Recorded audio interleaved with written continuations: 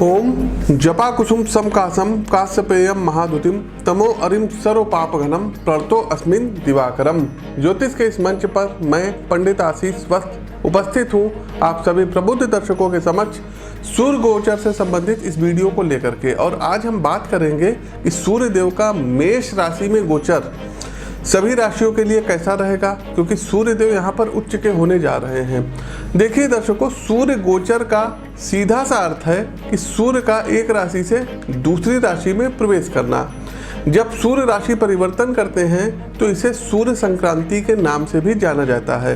वैदिक ज्योतिष के अनुसार सूर्य एक राशि में लगभग 1 महीने की अवधि तक संचरण करते हैं और इस दौरान वह विभिन्न राशियों के अलग अलग भावों में स्थित होकर के उन्हें प्रत्यक्ष या अप्रत्यक्ष रूप से प्रभावित करते हैं। 12 राशियों में से सूर्य देव सिंह राशि के स्वामी हैं और तुला राशि में नीच के होते हैं और मेष राशि में उच्च के होते हैं। वैदिक ज्योतिष में सूर्य को आत्मा का कारक माना जाता है, सूर्य को पिता का कारक माना जाता है। किसी भी व्यक्ति का आत्मबल कुंडली में सूर्य की स्थिति से ही देखा जाता है। सूर्य अग्नि तत्व, क्षत्रिय वर्ण, लाल रंग के प्रतीक और पूर्व दिशा के स्वामी माने जाते हैं। हमने आपको पूर्व में भी बताया कि ये मेष राशि में उच्च के होते हैं और तुला राशि में नीच के होते हैं।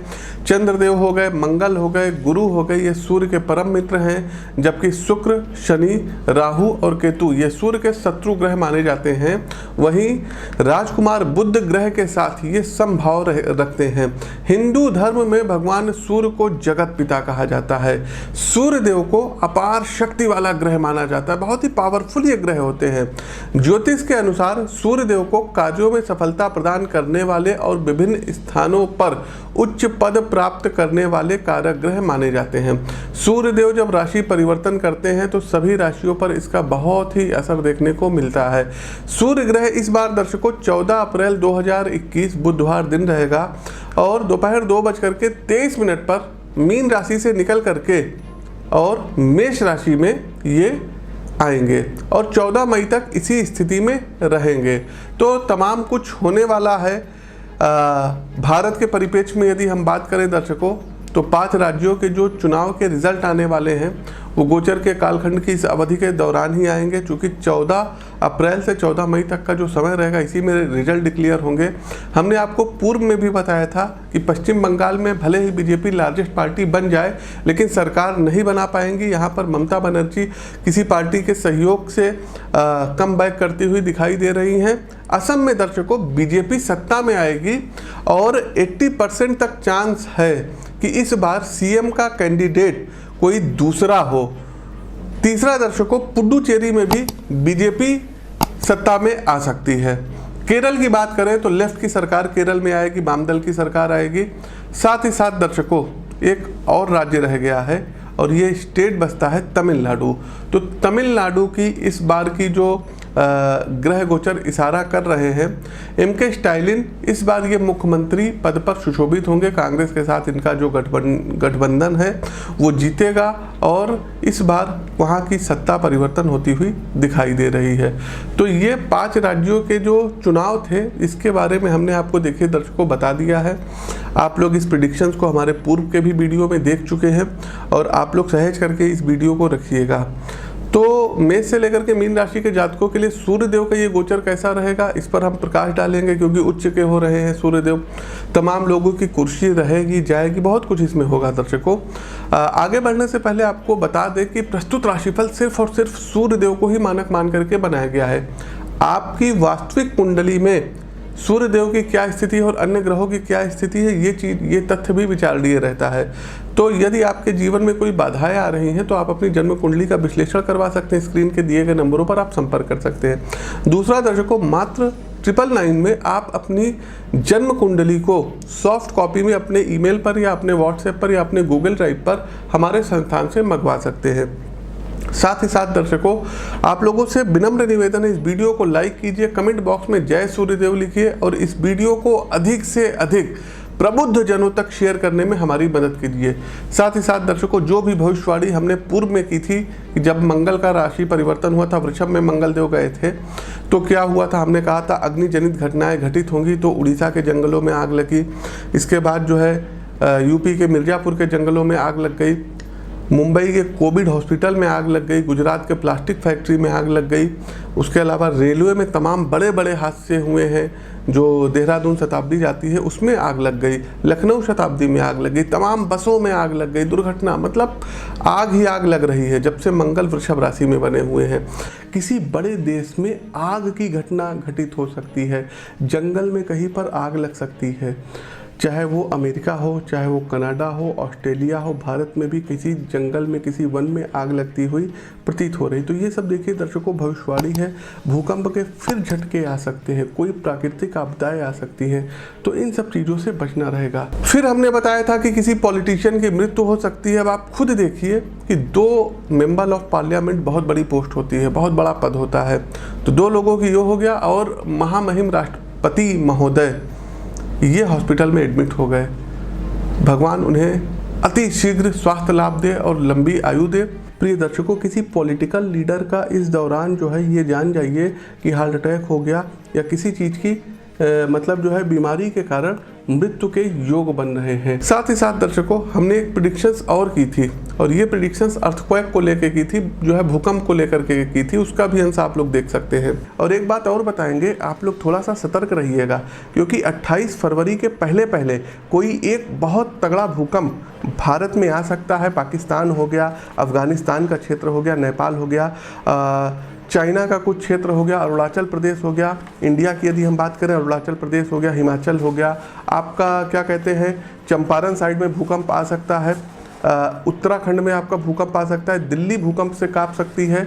और दर्शकों एक बात बताना चाहेंगे, जम्मू हो गया, लद्दाख का क्षेत्र हो गया, यहाँ भूकंप आ सकता है और बहुत तगड़ा भूकंप आएगा। तो थोड़ा सा आप लोग आगाह रहिएगा, स्वस्थ रहिएगा, सुरक्षित रहिएगा। साथ ही साथ दर्शकों, हमने प्रेडिक्शंस की थी कि देश में कोई वायुयान जनित घटनाएं घटित हो सकती हैं, और 17 मार्च को एमपी में एक MiG-21 क्रैश हो गया और उसमें एक हमारे जवान की शहादत हो गई। एग्जैक्ट नहीं, लेकिन मे भी ये हद है, मतलब ये बिल्कुल सत्य है। आज चूँकि ये जो वीडियो बन रही है तो 11 तारीख है, और ये वीडियो लगभग अपलोड होगी मान के चलिए 20-22 फरवरी में।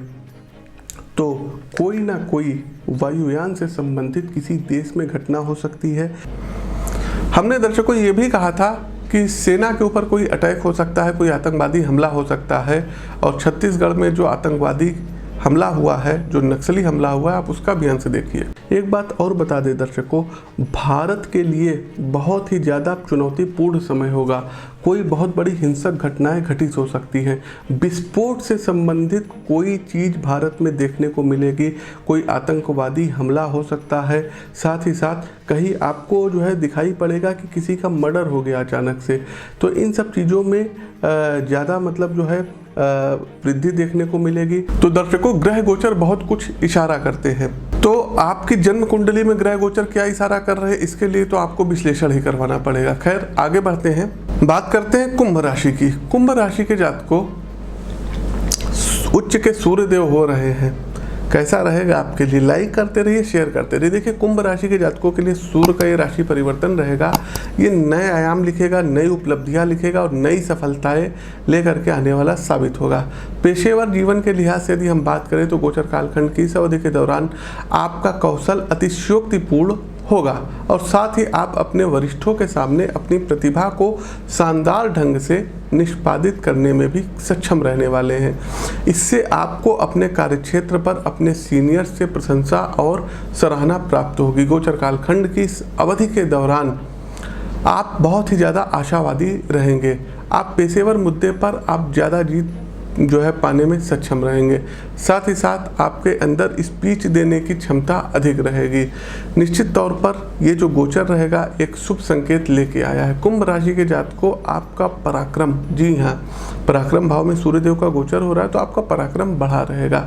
व्यवसाय के क्षेत्र से जुड़े लोगों के लिए अब आपको कोई डर या भय नहीं रहेगा। जो भी डिसीजन लेंगे बिल्कुल खुला लेंगे। कह सकते हैं कि आगे बढ़ करके अब आप लोग सिक्सर लगाते हुए नजर आ रहे हैं, और गोचर कालखंड की इस अवधि के दौरान अब आपको लाभ व सफलता भी अर्जित होती हुई दिखाई दे रही है। जो जातक व्यवसाय करते हैं, साझेदारी में करते हैं, तो सूर्य देव का ये जो गोचर रहेगा अब आपको काफ़ी सफलता प्रदान कराने वाला रहेगा। साथ ही साथ आपको लंबी दूरी की यात्राएं करनी पड़ सकती हैं, व्यावसायिक यात्राओं पर अब आप जा सकते हैं। साथ ही साथ आप लोगों को धनार्जन करने में किसी रेफरेंस की अब मदद मिलेगी। प्रभावशाली व्यक्तित्व के माध्यम से धन का कुछ हिस्सा अब आप लोग अर्जित कर सकते हैं। बात करें यदि हम आपके व्यक्तिगत जीवन की, तो यदि आप शादीशुदा हैं तो आपको इस दौरान जीवन साथी का भरपूर साथ मिलेगा। इसके अलावा यदि आप सिंगल हैं तो ये जो गोचर रहेगा आपको अपने किसी दोस्त या फिर सोशल मीडिया के प्लेटफॉर्म के माध्यम से किसी खास इंसान से आपकी मुलाकात करवा सकता है। सूर्य की यह स्थिति जो रहेगी एक बात का इंडिकेट कर रही है कि आपको आपके भाई बहनों के साथ जो रिश्ता रहेगा थोड़ा सा अप्स एंड डाउन्स रहने वाला रहेगा। इसलिए बेहतर रहेगा कि अगर आप उनके साथ खुल करके बात कर लेंगे तो ठीक रहेगा। किसी भी बात को मन में मत रखिएगा, क्योंकि रहीमदास जी ने भी कहा है, रहीमन धागा प्रेम का मत तोड़ो चटकाए, टूटे से फिर ना जुड़े जुड़े गांठ पड़ जाए। तो अपने भाषा पर संयम रखिएगा। आपके रिश्तों में नवीनता आनी चाहिए, किसी भी प्रकार की गांठ ना पड़े। साथ ही साथ कुंभ राशि के जातक यदि आप लोग छात्र हैं, खास करके पत्रकारिता से रिलेटेड, प्रिंट मीडिया से रिलेटेड, इलेक्ट्रॉनिक मीडिया से रिलेटेड, खेल से रिलेटेड या अन्य रचनात्मक क्षेत्रों में आप शामिल हैं, तो ये जो गोचर रहेगा आपको अपनी कला का प्रदर्शन करने का सही मंच दिलवाएगा। मीडिया के क्षेत्र से संबंधित लोगों को बहुत बड़ा कोई सफलता उनको हासिल प्राप्त होती हुई दिखाई दे रही है। तो तमाम उपलब्धियां आपको इस गोचर कालखंड की अवधि के दौरान देखने को मिलेगी। बस थोड़ा सा अपने अंदर जो संकोची रवैया है इस दायरे से आपको बाहर निकलना होगा और जोखिम लेने से बिल्कुल भी कतराइएगा नहीं। उपाय के तौर पर करना क्या रहेगा, तो आपको प्रयास करना रहेगा कि प्रतिदिन एक माला सूर्यदेव के पौराणिक मंत्रों की करिएगा।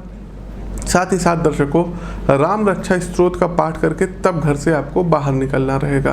तो प्रिय दर्शकों, सूर्य गोचर से संबंधित प्रस्तुत राशिफल कैसा लगा कमेंट बॉक्स के माध्यम से हमें अवगत अवश्य कराइए। नए हैं तो चैनल को सब्सक्राइब करिए, बेल आइकन दबाइए। फेसबुक पेज पर देख रहे हैं तो हमारे इस पेज को फॉलो कीजिए, इस वीडियो को लाइक कीजिए, अधिक से अधिक प्रबुद्ध जनों के साथ इस वीडियो को शेयर कीजिए। अपनी वाणी को विराम देते हुए ज्योतिष के इस मंच से मैं पंडित आशीष वत्स आप सभी प्रबुद्ध दर्शकों से विदा लेता हूँ। नमस्कार, जय श्री राम।